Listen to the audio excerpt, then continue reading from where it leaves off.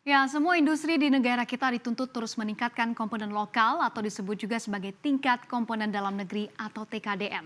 Namun kualitas dan juga harga kerap kali menjadi alasan industri untuk mengimpor bahan baku dan juga bahan penolong industri yang membuat Presiden Joko Widodo selalu saja murka.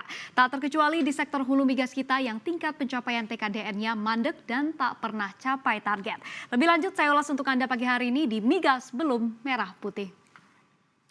Ya, pertama kita akan lihat terlebih dahulu di mana sepekan terakhir di publik ramai memberitakan soal impor pipa yang membanjiri Indonesia. Dan hal ini pula lah yang memicu Presiden Joko Widodo murka dan tak main-main berujung pada pemecatan dari pejabat tinggi BUMN migas terbesar di Indonesia, yaitu PT Pertamina Persero. Yang kita juga masih bertanya-tanya, siapakah pejabat tinggi Pertamina yang didepak oleh Presiden. Dan Presiden di sini marah, pasalnya pipa tersebut diproduksi di dalam negeri. Jadi pertanyaannya adalah di dalam negeri kan ada, tapi kenapa kita masih doyan sama yang namanya impor? Namun menanggapi hal ini, begitu ya, Bobi Gafur Umar selaku Wakil Ketua Umum Kadin Bidang Energi dan juga Migas angkat bicara, di mana menurutnya dalam kasus pipa ini impor dari China ini masih jauh lebih murah dibandingkan yang ada di dalam negeri. Karena di sini dikatakan oleh Kadin bahwa pipa dari China sampai ke Surabaya ini harganya tidak jauh beda dengan bahan baku dari BUMN PT Krakatau Steel atau KRAS. Dan dari bahan baku Krakatau Steel begitu dilakukan pengelasan, maka ongkosnya ini akan bertambah 20 hingga 25%, sehingga pipa yang dibuat di Indonesia ini jauh lebih mahal. Ya, jadi menghemat biaya yang banyak kalau kita lihat kita diimpor begitu ya, yakni sekitar 20 hingga 25% lah yang membuat Pertamina di sini dikatakan doyan mengimpor. Padahal TKDN-nya sudah ada. Di satu sisi TKDN harus dijaga, namun barang impor ini jauh lebih menggoda dari sisi harga. Nah, kemudian kita lihat dari sisi TKDN dalam sektor hulu migas. Seperti apa capaiannya di tahun 2020 lalu. Ya, kita ketahui sektor hulu migas ini total nilai proyek atau pengadaan barang dan juga jasanya sangat besar sekali. Dan inilah yang diharapkan TKDN-nya akan membantu menggerakkan industri lain yang ada di dalam negeri.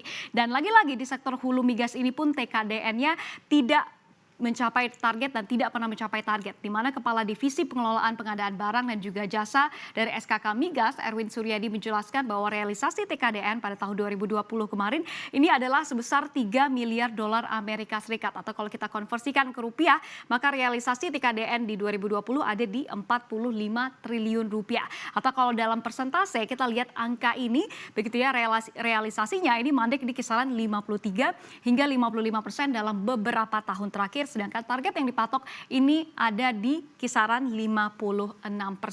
Dan penyebab dari TKDN ini disebut oleh Pak Erwin ini tidak menampik begitu ya, jika berbicara komponen hulu migas perlu yang namanya spesifikasi dan juga kualitas yang tinggi. Karena industri hulu migas ini mempunyai resiko yang amat sangat tinggi di sini, apalagi industri di sini membutuhkan komponen yang murah begitu ya, agar beban biaya investasi ini tidak membengkak atau melejit. Dan dikatakan juga di sini bahwa bukan berarti industri dalam negeri tidak bisa memproduksi kebutuhan industri hulu migas. Selain masih terbatasnya industri penunjang hulu migas di dalam negeri, persoalan harga ini lagi-lagi juga menjadi tantangan di sini. Dan akibat inilah target yang dipatok tahun ini juga sepertinya lebih realistis dari tahun-tahun sebelumnya, yakni di kisaran 57% untuk 2021.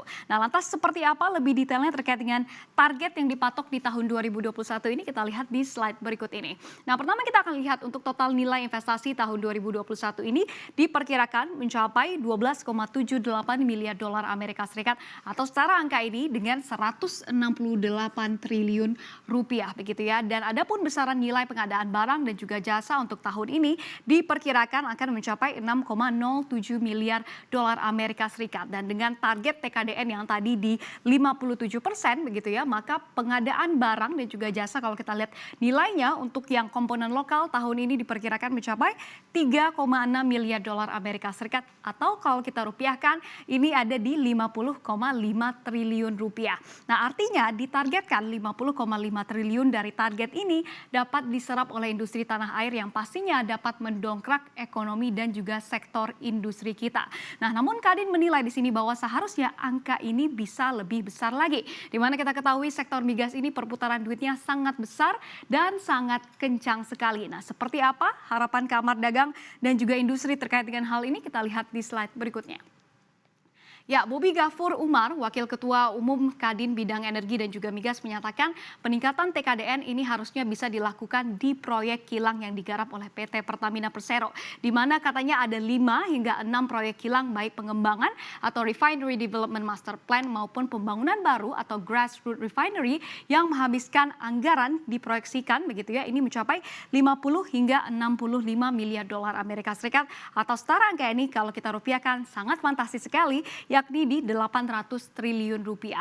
Dan Kadin di sini mengatakan apabila 30% saja dari angka fantastis 800 triliun ini bisa diserap oleh pelaku usaha dalam negeri, maka industri nasional bisa kebanjiran proyek hingga nilainya mencapai 240 triliun rupiah. Nah, namun Kadin juga menilai bahwa penggunaan TKDN Pertamina katanya ini relatif sudah bagus, yakni saat ini berada di kisaran 45% untuk komponen lokalnya. Namun ketika dirinci satu persatu komponen barang atau produknya, memang kalau dilihat dikatakan oleh Kadin ini memang masih rendah. Dan lagi-lagi ini adalah permasalahan harga atau memang jenis barang yang tidak tersedia di dalam negeri sehingga para perusahaan-perusahaan raksasa di Indonesia maupun industri secara keseluruhan untuk menghemat biaya akhirnya mengimpor barang-barang tersebut. Dan dikatakan oleh Presiden begitu ya terkait dengan hal ini yang membuat katanya pelaku industri dan juga industri masih saja doyan impor. Nah, lantas apa yang menjadi solusi dari permasalahan doyan impor ini? Apakah kualitas dan juga harga produk-produk dalam negeri yang harus dibenahi? Kita nantikan bersama